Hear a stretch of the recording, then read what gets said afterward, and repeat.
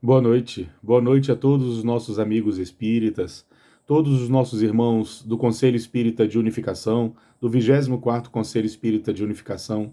É com muita alegria que nós temos mais essa oportunidade de encontro, mais essa oportunidade de estarmos reunidos, debruçados sobre a mensagem espírita.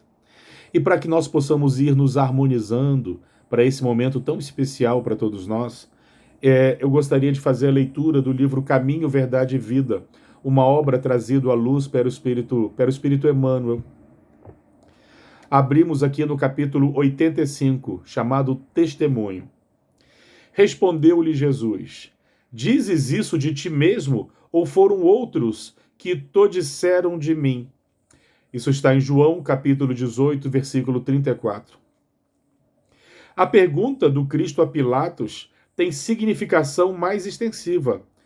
Compreendemo-la aplicada às nossas experiências religiosas. Quando encaramos no Mestre a personalidade do Salvador, por que o afirmamos?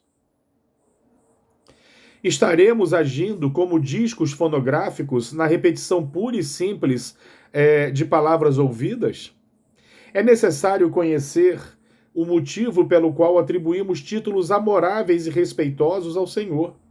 Não basta redizer encantadoras lições dos outros, mas viver substancialmente a experiência íntima na fidelidade ao programa divino. Quando alguém se refere nominalmente a um homem, esse homem pode indagar quanto às origens da referência. Jesus não é símbolo legendário, é um mestre vivo. As preocupações superficiais do mundo chegam, educam o espírito e passam, mas a experiência religiosa permanece. Nesse capítulo, portanto, é ilógico recorrermos sistematicamente aos patrimônios alheios. É útil a todo aprendiz testificar de si mesmo, iluminar o coração com os ensinos do Cristo, observar-lhe a influência excelsa nos dias tranquilos e nos tormentosos também. Reconheçamos, pois, atitude louvável no esforço do homem que se inspira na exemplificação dos discípulos fiéis. Contudo, não nos esqueçamos de que é contraproducente repousarmos em edificações que não nos pertencem, olvidando o serviço que nos é próprio.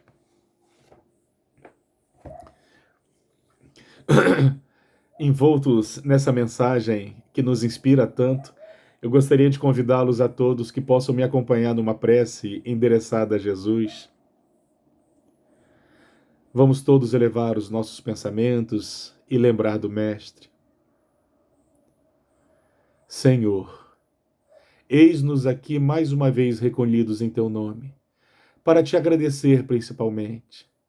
Te agradecemos, Divino Amigo, pelo pão nosso de cada dia que não nos faltou. Te agradecemos pelo teto que nos abriga, pelo nosso lar, por nossa família. Te agradecemos pela roupa que vestimos, pela oportunidade do trabalho. Te agradecemos também, Senhor, pelas provas, pelas dificuldades que encontramos, porque compreendemos a necessidade que ainda temos e o quanto elas nos são importantes. Mas eternos pedintes que somos da Tua misericórdia, Divino Amigo, nós te pedimos sempre mais.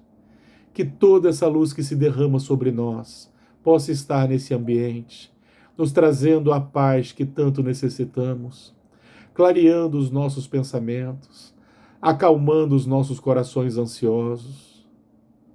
Mas que essa luz daqui se irradie também, que possa guiar nossos passos para além dessas paredes, mas que possa também encontrar os necessitados de toda ordem, aqueles que sabemos necessitarem do seu auxílio, que esses também possam te sentir como nós te sentimos aqui nesse instante. Que essa luz possa envolvê-los a todos, aqueles que atravessam a provação, que passam pelas agruras, pelas dificuldades da vida, aqueles que se encontram nas ruas, nas marquises, nas calçadas, desesperançosos. Pedimos pelos desesperados. Que a sua luz possa visitar a todos, Senhor. Que a sua luz possa também acalmá-los. Que eles te sintam como nós te sentimos. E assim, Senhor, primeiramente em teu nome, em nome de todos os nossos amigos espirituais aqui presentes, que nós possamos iniciar o estudo da noite de hoje. Permaneça conosco, Senhor, hoje e sempre, e obrigado por tudo.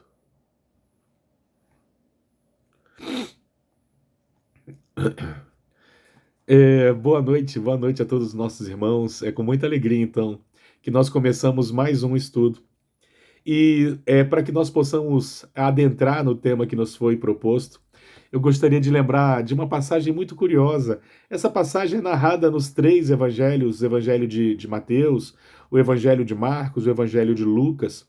Entretanto, é nos evangelhos de Lucas e no evangelho de Marcos, que nós encontramos a maior riqueza de detalhes sobre essa passagem. Essa passagem se dá em Cafarnaum. Jesus estaria em Cafarnaum, ele estaria hospedado numa casa humilde. Ao final desse dia, as pessoas afluíram ao seu encontro, e era natural que fosse assim, né? As pessoas tinham muita curiosidade. A mensagem de Jesus, os seus feitos começavam a ser falados. Nós estamos nas horas iniciais do seu messianato. Jesus havia começado a espalhar as primeiras sementes da sua mensagem. E ele então estaria nesse casebre em Cafarnaum, e as pessoas afluíram ao seu encontro. Muitos foram por curiosidade, talvez, outros foram verdadeiramente para encontrar em Jesus, quem sabe, um divisor de águas. Mas existiam também aqueles que iam para encontrar defeitos, para tecer críticas. Existem até nos dias de hoje essas pessoas que ocupam o seu tempo dessa forma.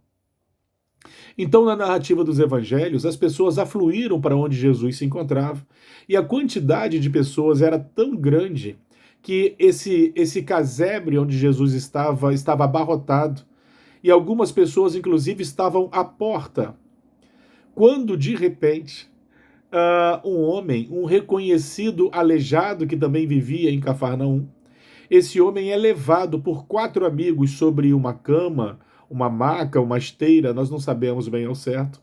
Mas esse homem é levado sobre essa cama, vamos dizer assim. Esses 4 amigos tentam adentrar com esse homem, mas as pessoas não saíram da frente. As pessoas não abriram espaço. Esses amigos então tiveram uma ideia, no mínimo, inusitada. Eles resolveram dar a volta por detrás dessa casa, afastaram as telhas dessa casa, e eles resolveram içar o pobre aleijado pelo telhado. E de repente, quando esse aleijado ele deu-se conta, ele estava na frente de Jesus. Curiosamente, pela narrativa dos evangelhos, Jesus reconheceu a grandiosa fé desses homens. E ao reconhecer a fé desses homens, ele teria dito algo do tipo: seus pecados estão perdoados. Só que quando ele diz para as pessoas, para esse aleijado e as pessoas que estavam no entorno ouvindo, quando ele diz os seus pecados estão perdoados, algumas pessoas se sentem ofendidas e começam a pensar de si para si mesmos, dizendo: quem esse homem pensa que é para perdoar os pecados? Era natural que não o conhecessem. Jesus estava nas primeiras horas da sua mensagem. Aquelas pessoas então se perguntam silenciosamente nos seus pensamentos. Aquelas pessoas indagavam quem esse homem pensa que é para curar, para perdoar os pecados, porque nós sabemos que só Deus pode perdoar os pecados. Jesus, como se pudesse ouvir o que aquelas pessoas pensavam, ele percebendo o que estava acontecendo ali, ele faz um desafio. Ele, voltando-se para essas pessoas que questionavam a sua frase, ele voltando-se para essa pessoa, ele diz: o que é mais fácil? O que é mais fácil? Eu dizer para esse homem: os seus pecados estão perdoados? Ou eu dizer para esse homem: levanta, levanta, toma da tua esteira e anda? E de repente fez-se um silêncio. Fez-se um silêncio respeitoso, contemplativo, porque naturalmente que é muito fácil alguém dizer para outrem, para outra pessoa, seus pecados estão perdoados. Claro, porque sendo os pecados algo, vamos dizer, virtual, sendo o pecado um sentimento, não é isso? Como é que nós podemos saber se eles foram ou não perdoados? Então Jesus pergunta: o que é fácil eu dizer para esse homem? O que é mais fácil eu dizer para esse homem: os seus pecados estão perdoados? Ou eu dizer para esse homem: levanta, toma da tua esteira e vai-te daqui? Ora, era óbvio que dizer para alguém: seus pecados estão perdoados é extremamente fácil. Agora, dizer para um reconhecido aleijado: levanta, toma da tua esteira e vai-te daqui, é muito mais difícil. Então as pessoas ficaram em silêncio aguardando o que iria acontecer. Jesus então teria dito: eu o quero. Estende as suas mãos sobre o pobre aleijado e teria dito: levanta, toma da tua esteira e vai-te daqui. Relatam os evangelistas que esse homem se ergue curado daquilo que o aleijava, e ele sai correndo atravessando aquelas pessoas que antes não o deixavam passar. Ele sai correndo, ele toma a sua esteira para debaixo do braço e ele sai correndo atravessando a multidão. Essa é uma das passagens mais curiosas que nós encontramos nos evangelhos e é merecedora de inúmeras reflexões da nossa parte. Entretanto, segundo Humberto de Campos, numa crônica, ele afirma que essa não foi a única cura daquela noite. Segundo Humberto de Campos, logo após esse aleijado ter sido curado, se aproximou-se uma jovem sendo conduzida por sua mãe. Essa jovem havia perdido a visão e ela ia ao encontro de Jesus exatamente para que Jesus pudesse também estender as suas mãos sobre ela, para que ela recuperasse a luz nos seus olhos, para que ela pudesse voltar a enxergar. Isso aconteceu. Logo depois dessa jovem, se aproxima um leproso. Eu imagino que no momento em que esse leproso se aproximou, a multidão abriu espaço para que ele passasse. Esse homem, naturalmente, ele vinha no Vale dos Imundos e ele ia ao encontro de Jesus na esperança de cura. E da mesma forma, Jesus teria estendido suas mãos sobre ele e ele tinha sua pele toda lavada, sumindo as chagas da enfermidade. E muitas foram as mensagens, as curas daquela noite, quando, segundo o espírito Humberto de Campos, Jesus teria feito um sinal para Simão Pedro, assinalando que era hora de encerrar. E Simão Pedro começa a retirar as pessoas daquele ambiente, dizendo: o mestre precisa descansar. Havia sido uma noite extremamente jubilosa, não é isso? E as pessoas então foram retornando aos seus lares, extremamente satisfeitas por aquilo que haviam testemunhado, por toda a graça, por todo o ensinamento, pelos milagres, os ditos milagres promovidos por Jesus. Quando, num determinado momento, os dois saíam desse pequeno casebre e caminhavam no entorno do lago. E Simão Pedro, caminhando ao lado de Jesus, ele estava tão feliz, mas tão feliz, ele falava: mestre, olha que noite maravilhosa. Aquele aleijado que foi por ti curado. Muitos o conheciam há muitos anos e agora o verão curado. É natural que aquelas pessoas testemunhem as tuas obras, é natural que a sua mensagem encontre solo fértil no coração das pessoas, porque muitos testemunharam os feitos dessa noite. E Pedro seguia numa felicidade incrível, mas ele olhava para Jesus. Jesus permanecia sereno, impávido, sereno.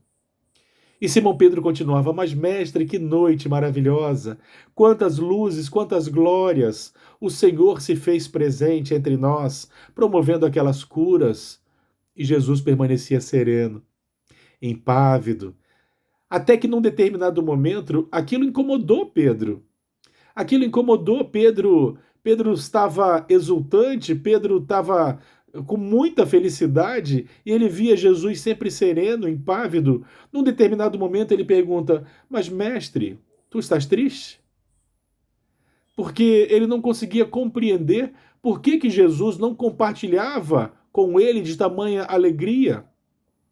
Por todos os acontecimentos da noite, Jesus permanecia sereno, impávido, e ele lança o olhar por sobre o lago. Era uma noite tranquila. Segundo a narrativa de Humberto de Campos, rendas de espuma branca contornavam todo o lago e o luar refletia naquela maré tranquila?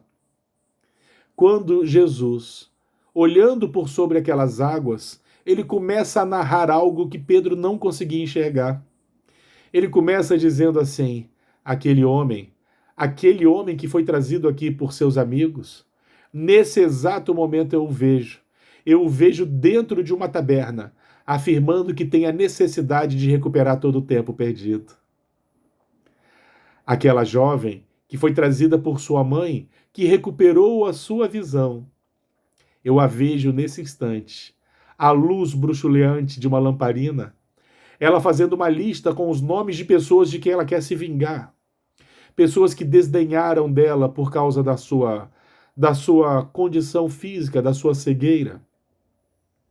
E aquele homem que foi curado da lepra, nesse exato momento, eu também o vejo chantageando uma mulher em troca do seu sexo. Simão Pedro teria feito silêncio. Ele havia percebido que Jesus havia curado aquelas pessoas, mas aquelas pessoas continuavam enfermas. Essa crônica trazida pelo espírito Humberto de Campos, ela nos convida a inúmeras reflexões, inúmeras são as reflexões. Porque Jesus, ele curava os corpos, ele curava aquelas pessoas como se desse àquelas pessoas que cruzavam o seu caminho uma nova oportunidade. Aquelas pessoas tinham uma nova oportunidade, pelo amor de Deus, encontraram com Jesus. E elas tinham uma oportunidade de recomeçarem. Entretanto, de onde vêm as doenças, de onde vêm as nossas enfermidades? Jesus deixa claro, quando ele diz que para curar ele perdoava os pecados, ele anela então as nossas enfermidades a determinados comportamentos nocivos da nossa parte, pecados, desarmonias. Acontece que aquelas pessoas curadas por Jesus, elas naturalmente não se transformaram em pessoas virtuosas, elas não deixaram, abandonaram os seus vícios, as suas más inclinações, porque virtudes não podem ser dadas de uma pessoa para outra. Jesus curava os seus corpos, mas não dava virtudes, porque as virtudes são aquisições pessoais, individuais de cada criatura. Cada criatura tem que ter, tem que possuir, tem que conquistar as suas. Se Jesus tivesse a condição de transformar aquelas pessoas, elas não teriam mérito nenhum na sua transformação, seriam privilegiadas. E não existem privilegiados entre nós. Cada um, através das suas experiências, das suas vitórias e derrotas, nós vamos conquistando nossas virtudes, nós vamos nos corrigindo, melhorando moralmente. Jesus havia lhes curado os corpos, dando àquelas pessoas uma segunda oportunidade. Claro, era o encontro com Jesus, mas aquelas pessoas certamente tornariam a enfermarem, tornariam a se encontrarem novamente em dificuldades, porque elas não haviam curado os corações, porque isso é tarefa delas. Jesus não podia fazer isso por elas. Aquelas pessoas, segundo a narrativa dos evangelhos, foram curadas, inúmeras pessoas, dezenas de pessoas foram curadas por Jesus. Entretanto, a origem desses problemas talvez permanecesse com essas pessoas, porque Jesus não obrigava ninguém a segui-lo. Não existia proselitismo religioso por Jesus, do tipo, eu só te curo se você me seguir depois. Jesus nunca fez isso, não tem uma passagem em que demonstre qualquer comportamento desse tipo. Alguns talvez o seguissem verdadeiramente, como aconteceu com Bartimeu. Bartimeu, no final da passagem em que ele é curado da sua cegueira, no último versículo, o evangelista registra que Bartimeu passou a seguir Jesus. Entretanto, nós não vemos isso nas outras curas. Jesus curava aquelas pessoas sem exigir nada em troca. Então era natural que algumas dessas pessoas voltassem a adoecer, porque Jesus lhes curava o corpo, mas as virtudes são conquistas pessoais, individuais de cada criatura. Ora, meus irmãos, Jesus deixa isso claro. Quando ele diz perdoados estão os seus pecados, ele faz um anelamento dos nossos pecados às nossas enfermidades, ou, em outras palavras, às nossas enfermidades morais, às nossas enfermidades físicas. Quando nós paramos para fazer uma reflexão sobre isso, nós primeiro temos que entender algumas coisas. Vamos falar primeiro da nossa mente, dos nossos pensamentos, dos nossos sentimentos. Nós sabemos, desde os anos 70, anos 80, quando muitos estudos foram realizados nesse sentido, diversos estudiosos em diversas partes do mundo estudaram essa temática, as chamadas doenças psicossomáticas. Nós sabemos que determinados sentimentos adoecidos nossos, determinados pensamentos viciosos, eles acabam se manifestando através de algumas enfermidades em nosso corpo. Por exemplo, alguns comportamentos nossos podem gerar quadros, por exemplo, de urticárias. Existem pessoas que manifestam, somatizam, não é isso?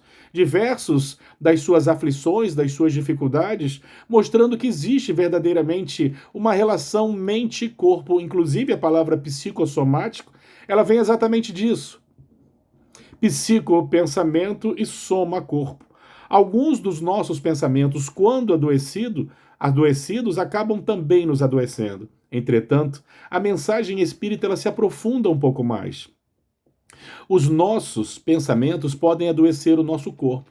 Entretanto, os espíritos vão nos dizer, em especial André Luiz, eles vão nos dizer que o nosso pensamento, quando naturalmente, estando naturalmente enraizados os nossos sentimentos, esses nossos pensamentos, esses nossos sentimentos, eles são energia que nós emanamos. Os nossos pensamentos, eles são como uma usina geradora de energia. Nós somos capazes de exalar energias, emanar energias que têm origem nos nossos pensamentos, nos nossos sentimentos. Ora, é muito fácil entendermos isso. É só lembrarmos do passe, onde nós exteriorizamos energias benfazejas. Quando nós estamos ali confeccionando o passe, nós vibramos nas sintonias mais altas, não é isso? Nós conseguimos exteriorizar energias que hoje, através de muitos estudos, nós sabemos que tem potencial curativo, que nos auxiliam verdadeiramente. Entretanto, alguns sentimentos adoecidos que nós emanamos para o ambiente à nossa volta, eles também, de alguma forma, nos intoxicam. Segundo os espíritos vão nos ensinar, nós, além do corpo físico e do nosso espírito, existe um corpo intermediário, chamado de corpo perispiritual. E segundo os espíritos nos orientam, o nosso corpo perispiritual, ele é ligado ao nosso corpo físico, célula a célula. Olha, meus irmãos, e aqui eu abro um parênteses. No momento da fecundação, se anela ali a reencarnação. Mas ela se anela de forma sutil, porque nós só temos uma única célula nesse momento, a chamada célula ovo ou zigoto. Aquilo ali já é um ser reencarnante no sentido de ter ali todas as informações genéticas que um indivíduo adulto possui. Aquela célula, chamada de célula ovo ou zigoto, já existe uma linha ali anelando o espírito à sua reencarnação. E conforme aquela célula vai sofrendo clivagens, dando origem às novas células, nós vamos aprofundando aquela reencarnação. Ou seja, se o corpo perispiritual do indivíduo, ele se anela ao corpo físico célula a célula, conforme cada nova célula surge ou cada novo tecido, nós vamos aprofundando essa reencarnação, não é isso? Então esse corpo perispiritual, ele seria um corpo semimaterial, com a função de anelar o espírito ao corpo físico. E curiosamente, o espírito, aquilo que nós somos de verdade, nós conseguimos de alguma forma transmitir através do nosso corpo perispiritual ao nosso corpo físico diversas informações. Quando nós vibramos mágoa, rancor e ódio, por exemplo, nós maculamos o nosso corpo perispiritual. O nosso corpo perispiritual, ele revela o que nós desejamos de fato. Conforme nos ensina André Luiz, e os espíritos são capazes, inclusive, de fazerem uma leitura dessas energias que se manifestam no nosso corpo perispiritual. De forma que nós não temos como mentir para os espíritos, porque essencialmente aquilo que pensamos, aquilo que sentimos, aquilo que vibramos, se registra no nosso corpo perispiritual, segundo André Luiz. André Luiz nos fala até de um aparelho usado pelos amigos espirituais capazes de fazer essa leitura no nosso corpo perispiritual. Então, quando eu vibro, aquilo que eu penso, aquilo que eu emano energeticamente, passa pelo meu corpo perispiritual ao meu corpo físico. Acontece que, segundo Joana de Ângeles, quando nós falamos de adoecimento, quando nós pensamos naquilo que nos acomete, naquilo que nos faz mal, melhor dizendo, Joana de Ângeles vai nos ensinar, vai nos dizer que o mal que me faz mal não é o mal que os outros me fazem. O mal que me faz mal é o mal que eu faço contra mim mesmo ou o mal que eu faço contra os outros. Porque o mal que eu faço contra mim ou o mal que eu faço contra os outros parte de mim. Se ele parte de mim, se a origem dele sou eu, é o meu espírito, naturalmente que partindo de mim, de dentro para fora, ele marca o meu corpo perispiritual. O mal que as pessoas me fazem não necessariamente faz isso. O mal que as pessoas me fazem só pode me fazer mal se eu permito. Porque o mal que as pessoas me fazem, uma agressão, uma violência qualquer, podem até me machucar o corpo físico, mas verdadeiramente não afeta o meu corpo perispiritual, pelo amor de Deus. O que afeta o meu corpo espiritual é o mal que parte de mim. É o mal que parte de mim. O mal que os outros me fazem me faz mal quando eu permito, quando eu sinto rancor, quando eu penso no revide, quando eu revido. Esse é o mal que me faz mal. Como é que nós entendemos isso? Ora, nós vamos citar um exemplo, então, dito pelo próprio Espírito André Luiz. Imaginemos que uma pessoa, no momento de desespero, ela resolve acabar com a própria vida, não é isso? Em fuga, numa fuga que não existe. Porque não existe fugir da vida. E nós devemos enfrentar as nossas dificuldades na certeza de que elas passam e que nós somos capazes de vencê-las. Entretanto, no momento da prova, é natural que muitos pensem, por exemplo, em fugir da vida. Mesmo nós sabemos, temos certeza absoluta que isso não existe. Mas algumas pessoas, por ignorarem essa realidade, ainda se permitem esse tipo de desequilíbrio, esse tipo de pensamento. Imagine que uma pessoa dê um tiro na sua própria cabeça. Naturalmente que o corpo físico dela padece, né, uma fatalidade biológica, entretanto ela permanece viva, não é isso? E os seus problemas não diminuem com essa fuga, pelo contrário, eles se triplicam, porque o suicídio é uma mentira. O suicídio é um engodo. Ele não resolve o problema de ninguém, pelo contrário, ele aprofunda esses problemas. É uma fuga mentirosa, não tem como fugir das nossas dificuldades. O indivíduo, quando dá um tiro na própria cabeça, ele vai afetar o seu corpo perispiritual nessa região. Por que ele vai afetar o corpo perispiritual? Porque foi ele quem fez. Se foi ele quem fez, marca o corpo perispiritual. Acontece que nós aprendemos também que é o corpo perispiritual que é o perispírito que dá a forma ao corpo físico, não é isso? Que vai modelar na estrutura do DNA, dos nossos cromossomos, as nossas necessidades expiatórias. Tudo isso vem do nosso corpo perispiritual. No momento em que o indivíduo, então, ele vai dar origem ao novo corpo físico, quando ele vai reencarnar, ele tendo essa área afetada pelo que ele fez contra ele mesmo, é natural que o corpo físico registre aquilo que está no corpo perispiritual, porque um é reflexo do outro. Então, nós vamos ver casos, por exemplo, de crianças que nascem com anencefalia. Ora, quem fez isso com ela senão ela mesma? E a mensagem espírita ela deixa isso claro. Não existe o mal acontecendo pelo acaso. Nós passamos por aquilo do qual nós necessitamos passar, para o nosso aprendizado, para o nosso progresso e para também nossa purificação. Uma pessoa, por exemplo, que faça contra si mesmo o hábito do tabagismo, ela vai marcando o seu corpo perispiritual, fazendo com que nessa encarnação ou numa próxima, aquilo se converta numa enfermidade. Nós conseguimos compreender, por exemplo, crianças que já nascem com problemas complexos respiratórios, cardiovasculares. O que aconteceu com essas crianças para que elas tivessem a necessidade de reencarnarem nessa forma, se não um dano que elas fizeram contra elas mesmas e precisavam se depurar, porque quando o perispírito ele manifesta a sua enfermidade, ele está verdadeiramente se depurando, não é isso? Ele está verdadeiramente se depurando. Ora, meus irmãos, não vamos ser infantis imaginando que quando uma pessoa vai reencarnar com uma doença teratogênica, por exemplo, uma deformidade, uma dificuldade, a gente não pode imaginar que exista um espírito no ventre daquela mãe torcendo as suas perninhas. É claro que não. O indivíduo faz isso consigo mesmo. E ele tem a oportunidade de expiar as suas faltas, exatamente de refazer o mal feito. ele tem a oportunidade sempre de novas chances, de novas oportunidades, novos recomeços e reencontros.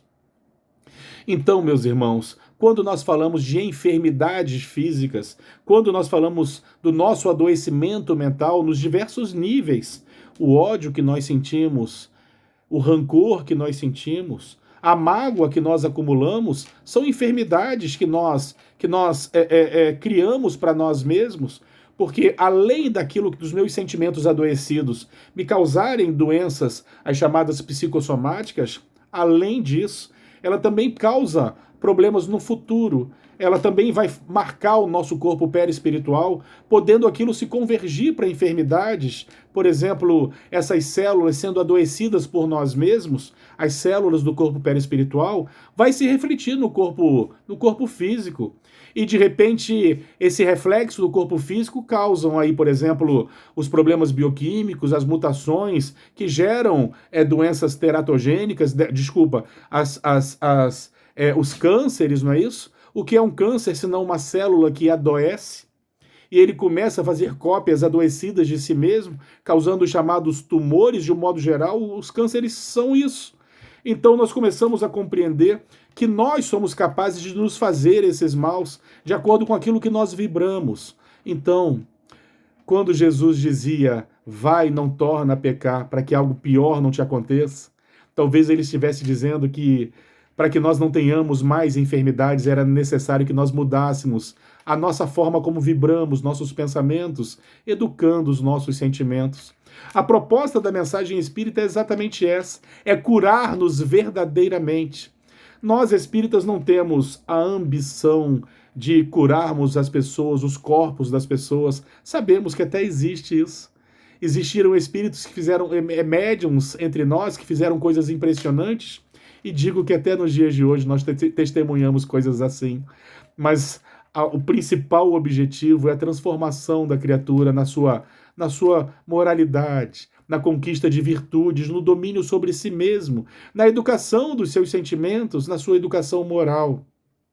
Isso verdadeiramente é o que nos cura.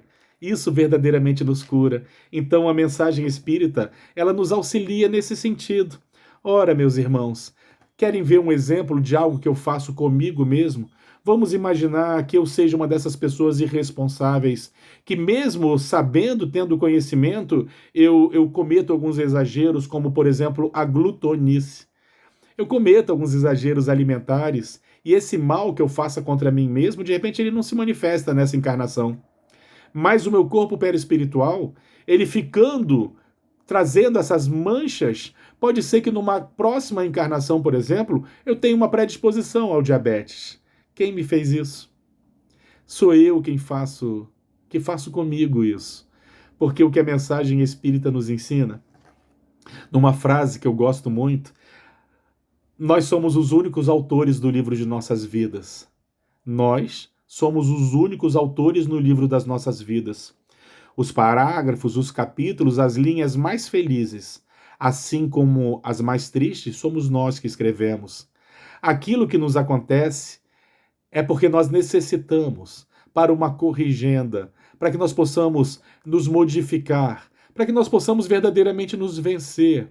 Então, a proposta da mensagem espírita no sentido da cura é a nossa cura moral, dos nossos vícios morais, das nossas dificuldades em perdoar, em compreender, em tolerarmos-nos. Nós queremos muito curas do corpo físico, curas mágicas, e aconteceram, nós vimos ao tempo de Jesus e até nos tempos de hoje. Entretanto, a verdadeira cura é a cura do ser, da alma, na educação dos seus sentimentos, na sua evangelização. O sujeito, quando começa a dominar-se, no momento em que nós somos contrariados, no momento em que nós sentimos que vamos reagir com os nossos instintos explodindo, em que nós nos sentimos melindrados ou magoados, conforme nós conseguimos nos educar, nós vamos verdadeiramente conseguindo dissipar essas energias que nós no passado vibraríamos, modificando verdadeiramente a nossa saúde mental, a nossa saúde moral e, em contrapartida, a nossa saúde física, porque tudo isso é um reflexo daquilo que nós somos. Ora, meus irmãos, a higiene dos nossos pensamentos ou a aquisição de saúde nos nossos pensamentos através da educação dos nossos sentimentos, da busca pelo equilíbrio e pelo autocontrole. A mensagem espírita tem inúmeras técnicas, inúmeras sugestões, inúmeros métodos para que nós consigamos verdadeiramente nos vencer. Desde os mais divertidos, como o que nos ensina Chico Xavier, como colocando uma água na boca, no momento em que nós responderíamos, no momento em que nós alimentaríamos com gasolina, tentaríamos apagar uma fogueira com gasolina, pelas nossas palavras impensadas, nós aprendemos a filtrar, nós aprendemos a controlar, a falar na hora certa, a falar da forma mais menos agressiva, porque alguns estudiosos vão afirmar que boa parte dos conflitos que acontecem entre nós, eles têm sua origem na forma como que nós falamos, nas palavras que nós escolhemos, na entonação da nossa voz. Então nós temos que nos educar nesse sentido. Existem pessoas que se melindram com a forma com que nós falamos, às vezes até bem distante daquilo que nós sentimos, as pessoas interpretam de formas equivocadas. Então é necessário que nós nos policiemos. É um exercício que a gente tem que fazer. É óbvio que não é fácil. É óbvio que a tarefa do autocontrole não é uma tarefa fácil, mas controlar os nossos pensamentos, porque às vezes nós até conseguimos controlar as nossas atitudes. No passado nós teríamos explosões, atitudes explosivas, e hoje nós conseguimos controlá-las, não é isso? Mas é necessário que nós ainda consigamos controlar o que nós vibramos nesses momentos. Porque, como nos ensinam, o fato de alguém pensar no adultério, nós já o cometemos, porque vibramos aquela energia, partiu de nós. Por mais que nós não tenhamos cometido o delito, o fato de nós termos desejado ou vibrado, o nosso corpo, ao vibrar, ao pensar, ao sentir, ele emana essas energias. Então, de alguma forma, nós já fizemos. É necessário, então, que nós nos eduquemos a ponto até de nós não termos necessidades. Algumas pessoas, desculpem, vou abrir aqui um parênteses. Algumas pessoas costumam dizer que Jesus nos perdoou na cruz. Ah, meus irmãos, leiamos os textos do Evangelho. Em nenhum momento Jesus diz que nos perdoou na cruz. Mas que absurdo é esse que você está dizendo, Guilherme? Jesus não nos perdoou? Não, Jesus não nos perdoou. Porque para perdoar, a pessoa tem que ter se sentido ofendida. E Jesus, sendo ele quem é, ele não se sentiu ofendido. Ele sabia o que tinha que esperar de nós. Era natural que ele não se sentisse ofendido. Então Jesus não nos perdoou na cruz? Não. No texto está dizendo em que ele teria dito: Pai, perdoa-os, porque eles não sabem o que fazem.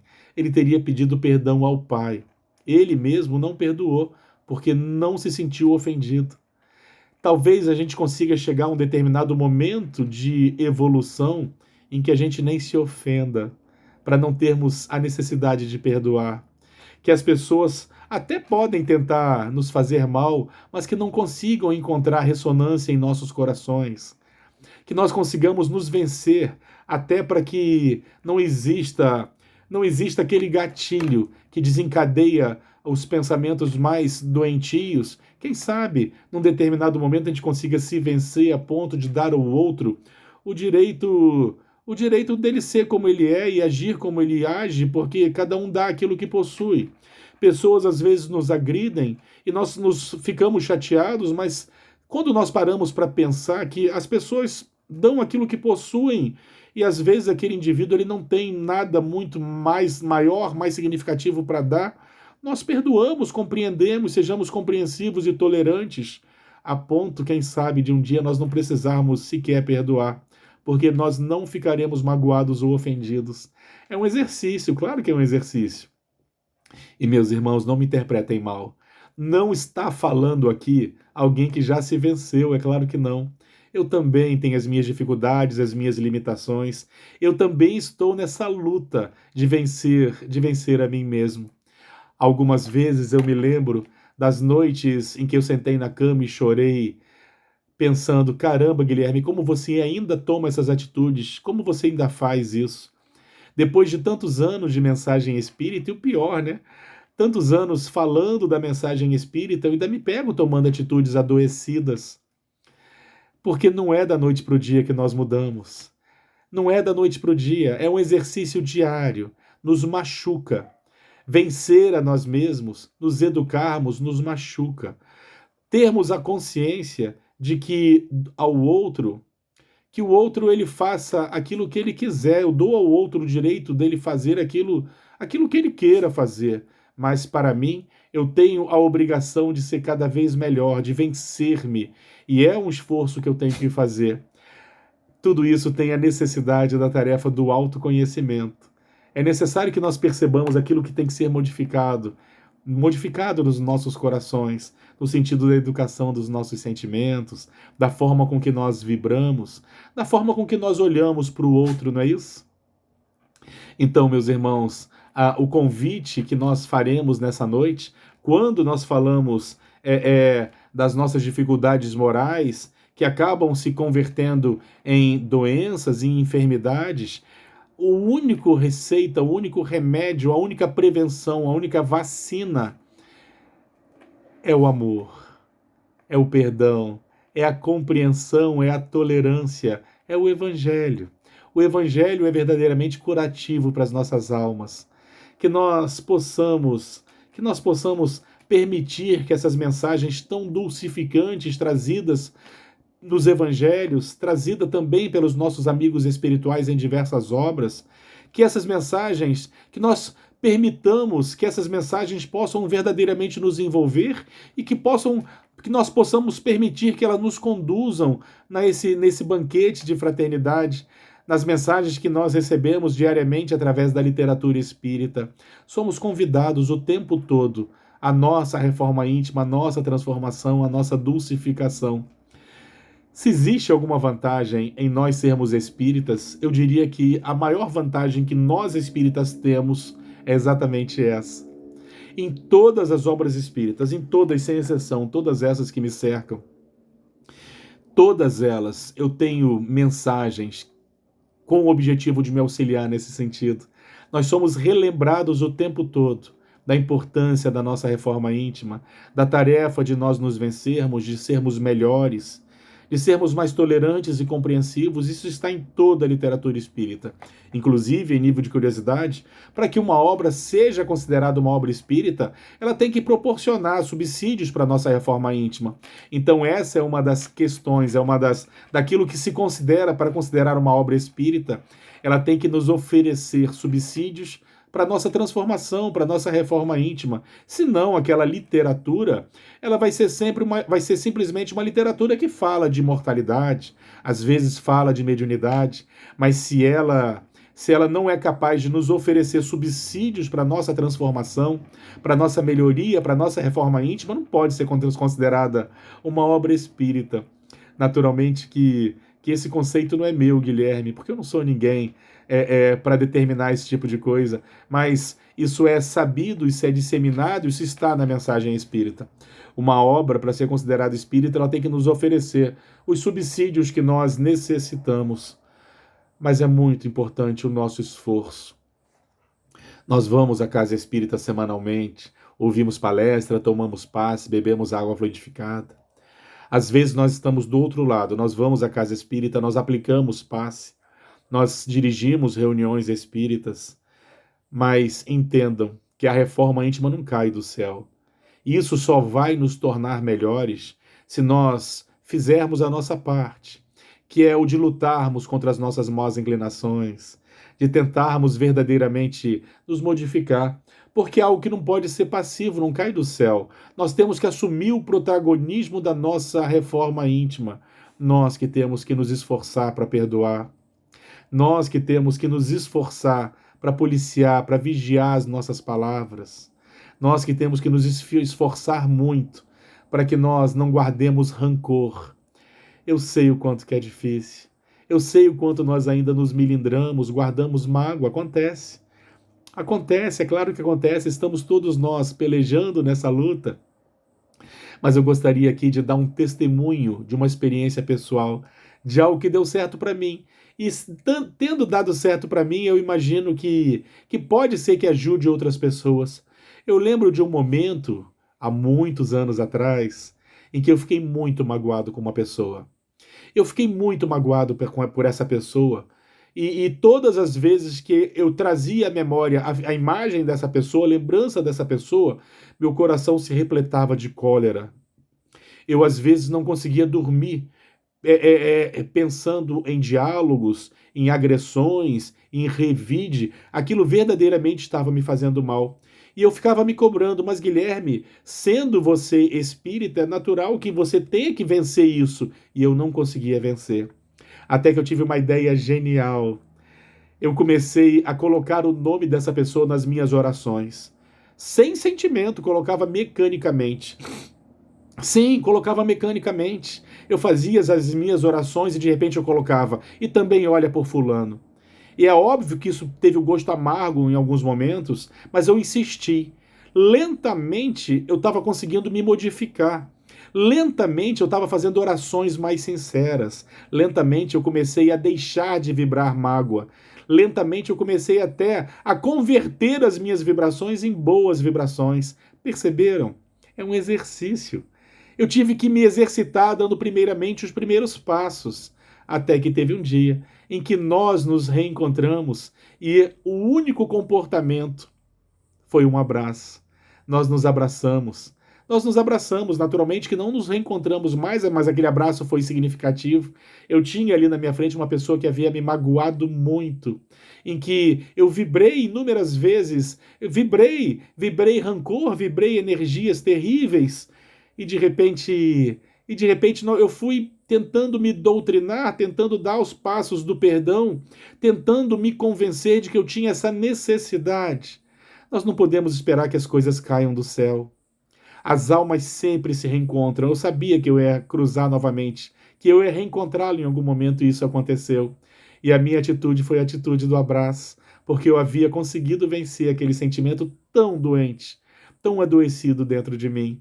Meus irmãos, é um esforço que nós fazemos. É necessário nos esforçarmos para nos vencermos, para sermos melhores e não ficar esperando cair do céu. Aqui uma curiosidade, né? Nós ainda temos bastante tempo nesse nosso bate-papo. É comum nós, espíritas, às vezes, nos flagrarmos falando coisas do tipo: ah, não, nessa encarnação eu não consigo mais, vou deixar para a próxima. A gente fala isso costumeiramente, às vezes, só que a gente age com um pouco de infantilidade. Deixar para a próxima é uma coisa muito complicada, porque reencarnar não é uma coisa simples como a gente pensa. Nós vamos ver na literatura espírita, principalmente em André Luiz, a complexidade de uma reencarnação. São necessários espíritos elevadíssimos para nos auxiliarem nesse planejamento, para que nós estejamos no local certo, ao lado das pessoas certas. Isso é muito complexo. Nós temos, por exemplo, no livro Libertação, o caso de uma mãe que aguarda secularmente para poder reencarnar, auxiliando o seu filho que se encontra em condições de muita dificuldade. Ela aguarda secularmente a oportunidade da reencarnação. E às vezes a gente fala coisas do tipo: ah, deixa para a próxima, como se fosse uma coisa simples. Não, a hora é agora. Relembrando os ensinamentos de Jesus, que norteia sempre a mensagem espírita, quando Jesus nos diz: reconcilia com o teu adversário enquanto estás com ele a caminho. Tem que ser agora. Se nós não temos condições de olhar nos olhos daquela pessoa, comecemos então mudando os nossos sentimentos. Vamos usar a oração é tão poderosa. Deu certo comigo. Vamos orar. Vamos lembrar daquelas pessoas, mesmo que rapidamente, como que num flash. Lentamente nós vamos colocando essas pessoas nas nossas orações. Nós vamos educando os nossos sentimentos. Não é da noite para o dia. Não foi comigo. Não tem como ser da noite para o dia, a não ser que não seja sincero. Para que nós possamos nos vencer verdadeiramente, são pegadas, são pequenos passos que nós damos, mas é necessário darmos. Não podemos nos acomodar. É necessário darmos esses passos para que nós possamos transmutar essas energias, para que nós possamos nos vencer verdadeiramente. Meus irmãos, a saúde do nosso corpo, ela está diretamente relacionada à educação dos nossos sentimentos, aquilo que vibramos, as energias que nós emanamos. Nós sabemos que existem a invasão microbiana, vírus que nos fazem mal, bactérias e protozoários que nos fazem mal. Nós sabemos que células adoecem quando envelhecem, adoecem naturalmente. Sim, nós sabemos que no mundo de provas e expiações, as pessoas adoecem, mas afirmo aqui, porque está na literatura espírita, que boa parte dos nossos acometimentos são fruto daquilo que nós vibramos. Até no caso de uma invasão microbiana, de uma infecção, também depende da forma como nós vibramos, daquilo que se encontra conosco, para que aquele micro-organismo encontre o sucesso no sentido daquela nossa expiação, daquela nossa enfermidade, daquela nossa dificuldade. Tudo está relacionado a também a forma com que nós vibramos. O indivíduo traz no seu corpo perispiritual determinadas marcas que vão lhe permitir manifestar determinadas doenças. Ele já reencarna com aquilo. No momento certo, aquilo vai se converter numa enfermidade com o objetivo de depurá-lo. A enfermidade vai surgir com o objetivo de curá-lo, verdadeiramente de curá-lo.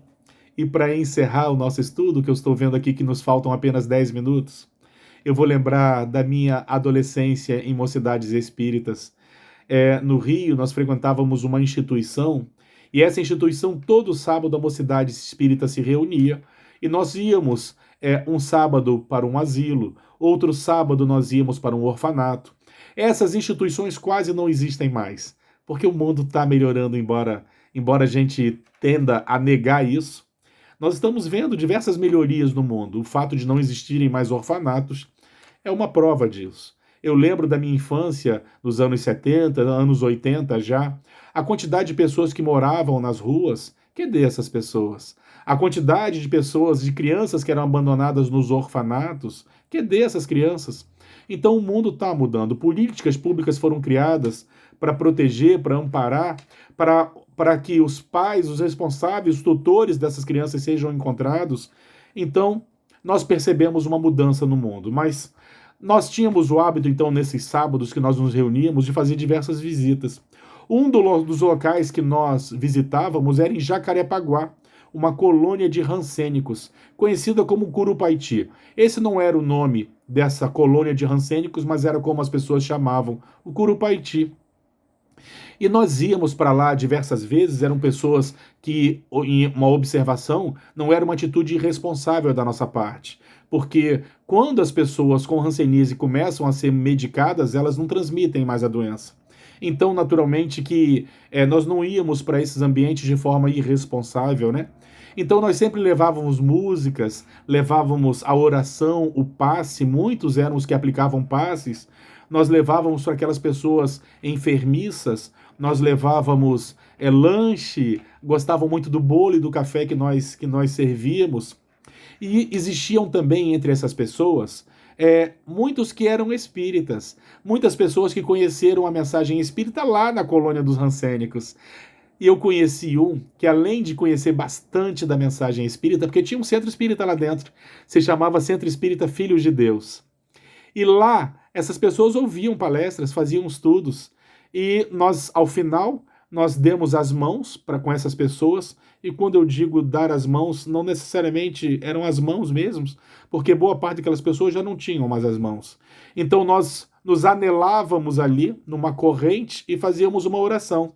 E nesse dia nós pedimos para um dos enfermos, que estava sobre a cama, já sem as pernas, sem os braços, já sem enxergar, já perdendo cartilagem no nariz, eram cenas terríveis, muito, muito, muito feias mesmo.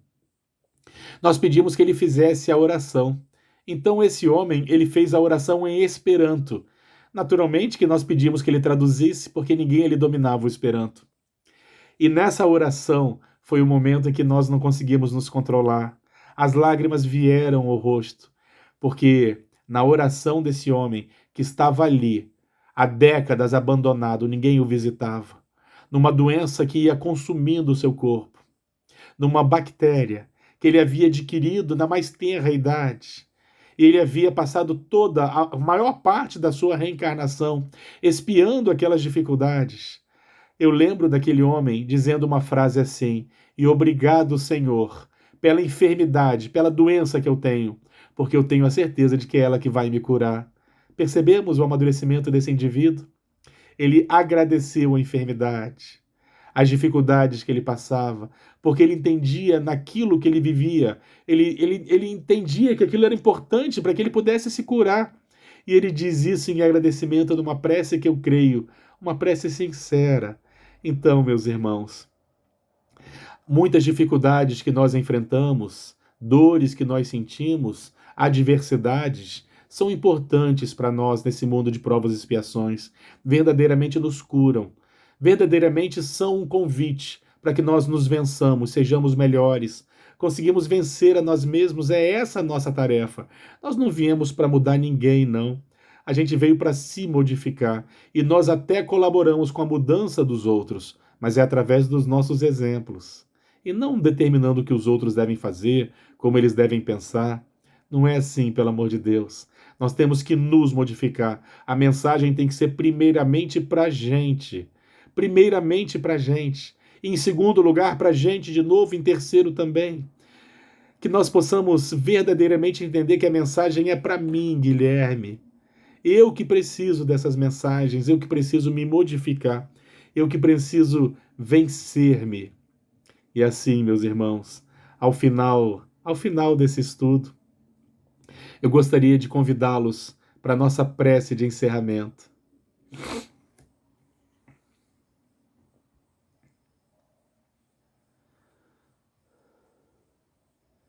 E assim, Senhor, após esses instantes em que estivemos reunidos em Teu nome, estivemos reunidos para o estudo da mensagem espírita, nós te pedimos, Senhor, fortalece os nossos propósitos, auxilia-nos, Senhor, a vencer a nós mesmos, guia os nossos passos, inspira-nos no bem, Senhor, e que nós possamos cumprir a nossa tarefa, a mais importante das nossas tarefas, que é a tarefa de vencer a nós mesmos, que nós possamos, na tua direção, no teu encontro, nós possamos verdadeiramente nos vencer. Sê conosco, Senhor, hoje e sempre. Graças a Deus. Meus irmãos, uma boa noite a todos.